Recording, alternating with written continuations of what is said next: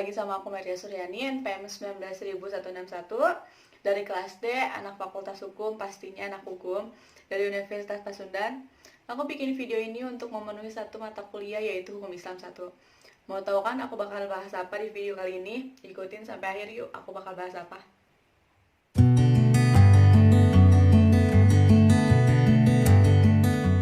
Aku bakal bahas mengenai masalah perzinahan.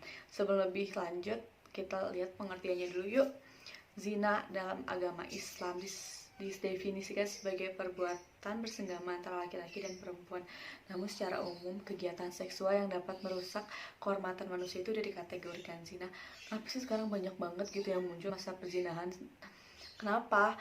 Kita lihat dulu latar belakangnya. Sekarang zaman makin modern, kenakalan remaja makin banyak dong. Terus di teknologi makin banyak video-video yang tidak senonoh yang mengakibatkan anak remaja melakukan kenakalan, contohnya zina. Nah, anak remaja ini tidak tahu akibatnya. Apabila perbuatan itu diketahui publik atau masyarakat, maka dia akan merasakan malu. Tidak hanya dia, tetapi kerabat dan keluarganya pun sama.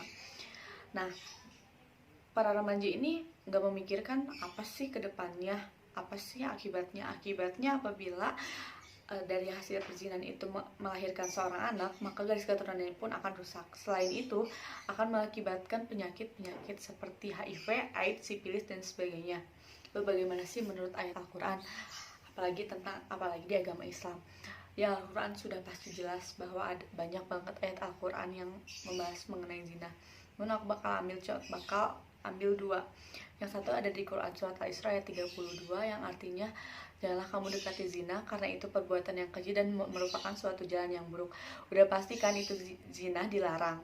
Lalu ada hukumannya, aku ambil dari Quran surat An-Nur ayat 2 bahwa perempuan dan laki-laki yang melakukan zina deralah satu dari mereka atau keduanya dengan 100 kali deraan. Dan jangan belas kasihan atas ketentuan agama Allah jika beriman kepada Allah dan hari akhir, dan lakukanlah disaksikan di hadapan sekumpulan orang-orang beriman. Lalu bagaimana sih menurut hadis? Banyak banget hadis yang membahas mengenai perzinahan ini, tapi aku ambil dua-duanya dari hadis riwayat Muslim. Yang pertama, pezina itu tidak akan dikatakan beriman ketika dia sedang berzina. Terus yang kedua itu bahwa perawan dan pejaka yang melakukan perzinahan itu bakal dicambuk dan 100 kali dan diasingkan selama tahun. Namun jika janda dan duda yang melakukannya, maka akan dicambuk 100 kali dan dilakukanlah rajam. Ngeri kan, kayak udah di hadis dan di ayat Al-Quran aja udah kayak gitu. Lalu gimana sih para pakar hukum Islam mengenai perzinahan ini?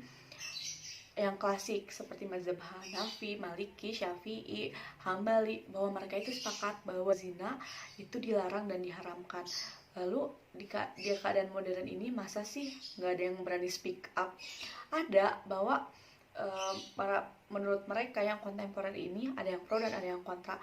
Kita cari yang pro. Yang pro itu menurut Abdul Aziz, beliau berpendapat bahwa hubungan itu dikatakan zina apabila dilakukan di ruang publik dan ditonton oleh masyarakat publik. Tetapi jika hubungan itu dilakukan di ruang private, suka sama suka dan sukarela dan tidak ada penipuan, beliau berpendapat bahwa hubungan itu halal-halal saja untuk dilakukan. Lalu ada yang kontra, pasti banyak yang kontra sih, karena kan di Al-Quran dan di Al-Hadis pun udah dilarang, masa iya nggak ada yang kontra? Yang kontra aku ambil dua, yaitu Dadang Hawari, bahwa adanya perzinahan itu melanggar kesusilaan, norma-norma, ketentuan, dan falsafah Pancasila. Lalu ada Profesor Ois, ia berpendapat bahwa zina itu haram dilakukan dan tidak dihalalkan. Bagaimana sih di Indonesia, terkenal dengan Indonesia adalah negara hukum? Pasti ada dong, pasti ada. Menurut hukum positif Indonesia memandang bahwa hubungan kelamin tidak semua itu disebut dengan zina.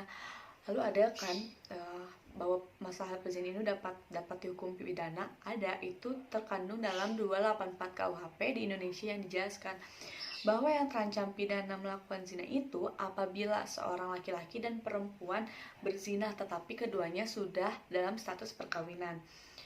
Maka dari itu, hukum positif Indonesia tidak menjatuhi hukuman kepada perempuan dan laki-laki yang melakukan zina di luar perkawinan atau yang belum status kawin.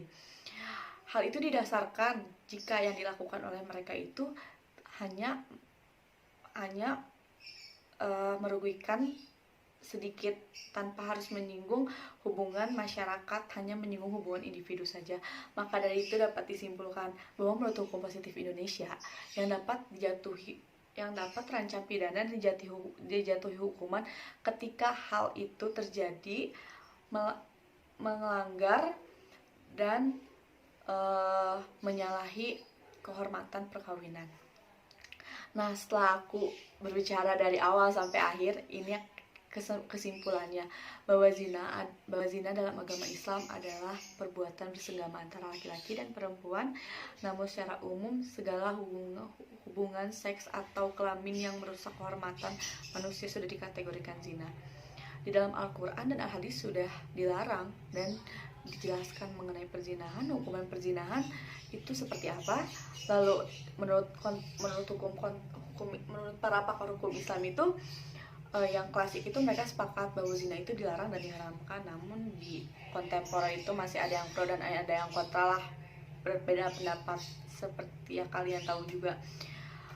Lalu menurut hukum positif Indonesia yang dapat terancam pidana dan jatuhi hukuman itu apabila mereka yang melakukannya melanggar kehormatan perkawinan. Lalu sarannya gimana sih dari aku? Kalau saran dari aku itu, kita kan udah tahu nih ya kalau zina itu merupakan dosa yang besar, perbuatan yang keji, terus haram. Sebaiknya kita sebagai umat Islam bisalah menjauhkan diri dari zina, untuk tidak melakukan zina, ataupun jangan untuk melakukan tapi untuk masuk pun jangan mau gitu kan. Karena kita pun tahu bahwa dalam Al-Quran dan Al-Hadis pun sudah dijelaskan mengenai hukuman-hukuman bagi orang pezina.